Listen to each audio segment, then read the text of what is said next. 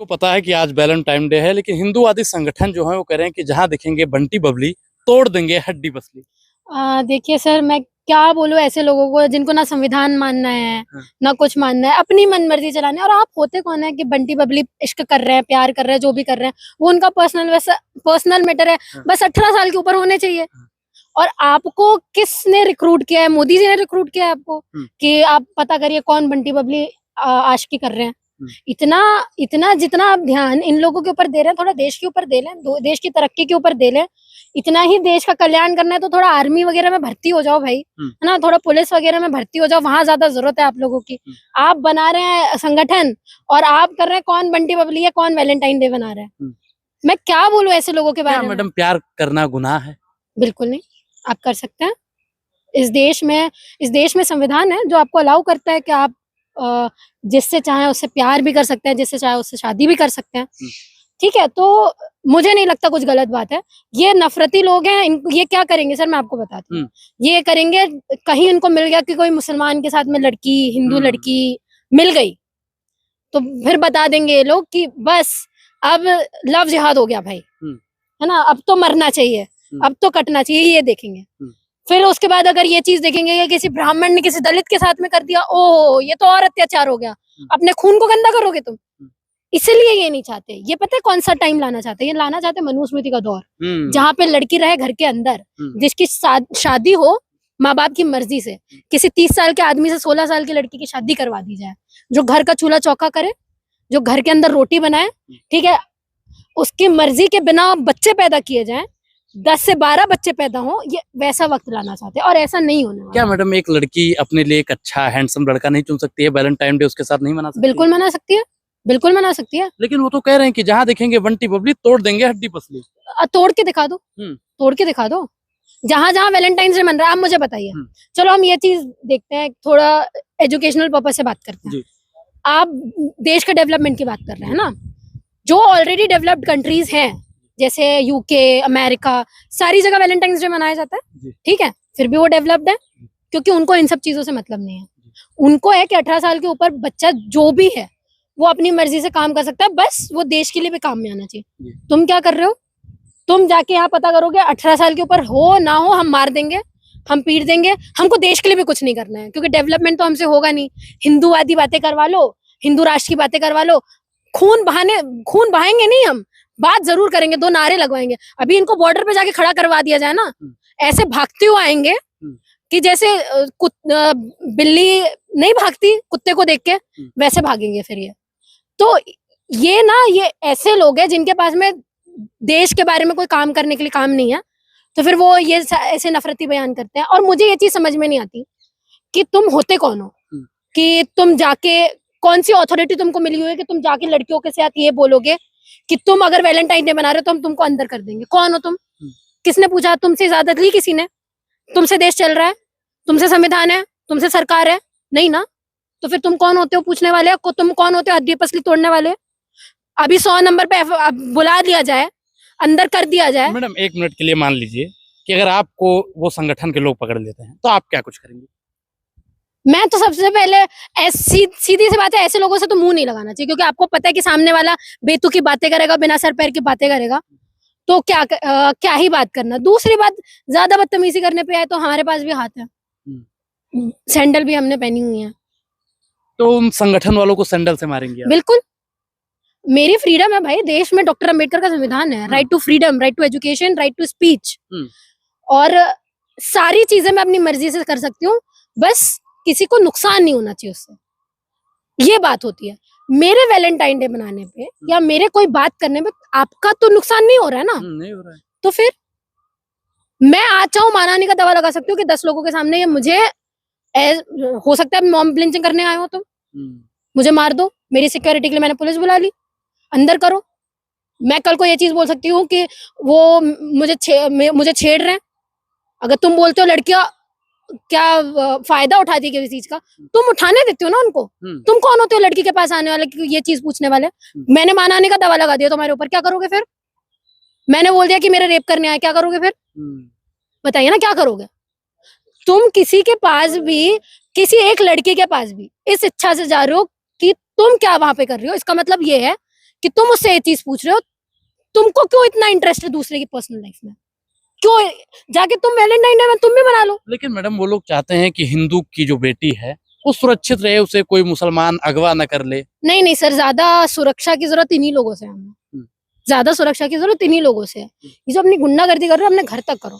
लड़की क्या, तुमको क्या लगता है लड़की बेवकूफ है, पढ़ी लिखी नहीं आजकल की लड़की, या तुम ये चीज मान रहे हो कि मनुस्मृति के टाइम में जो लड़की पढ़ी लिखी नहीं होती है वैसी टाइप की है? नहीं ना, आज लड़कियां हवाई जहाज भी चला रही हैं, पायलट भी बन रही हैं, ठीक है। सीज फायर होता है तो लड़कियां ही जाती हैं उन पाकिस्तानियों से लड़ने के लिए, ठीक है। आज बड़े बड़े एजुकेशन इंस्टीट्यूशन में लड़कियां बैठी हैं, वीसी क्यों ना हो जाए, प्रेसिडेंट भी हमारी आज की लड़की है। तो तुमको क्या लगता है लड़की बददिमाग है?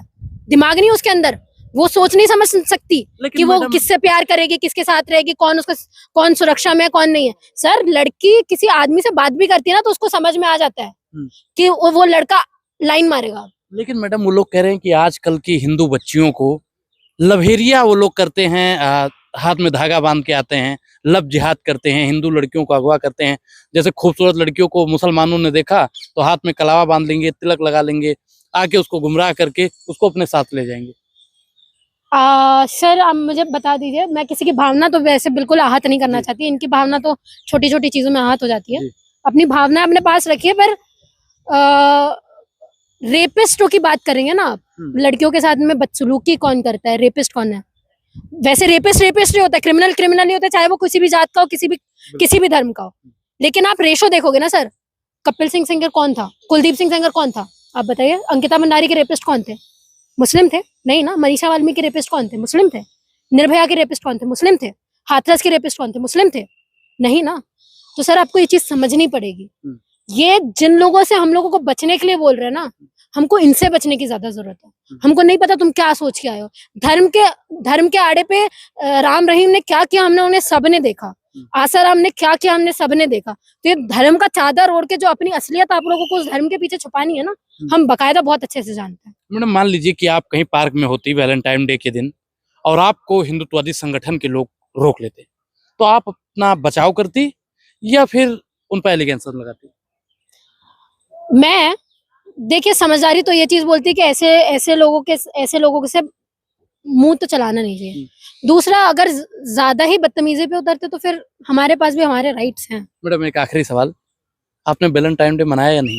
मैंने अभी तक तो नहीं सर। मतलब अभी तो बहुत टाइम है। हाँ बिल्कुल बिल्कुल, मेरे लिए तो बहुत टाइम है, और मुझे इन जैसे लोगों की जरूरत भी नहीं है। वैलेंटाइन डे आप मनाएंगी या नहीं? बिल्कुल मना सकती हूँ, अगर मुझे कोई ऐसा लड़का मिला। अभी लड़के की तलाश है? हाँ बिल्कुल, लड़के की तलाश है। बस ये हो कि वो लब जिहाद ना करे आपके साथ। नहीं, बस ये चीजों के समझदार हो, एजुकेटेड हो, जो समझ सके वुमेन राइट को, जो समझ सके लड़की की आजादी को। ऐसे नहीं जो चाहते हैं कि घर के अंदर बंदी रहे लड़कियां, हमारे हिसाब से चले वैसे।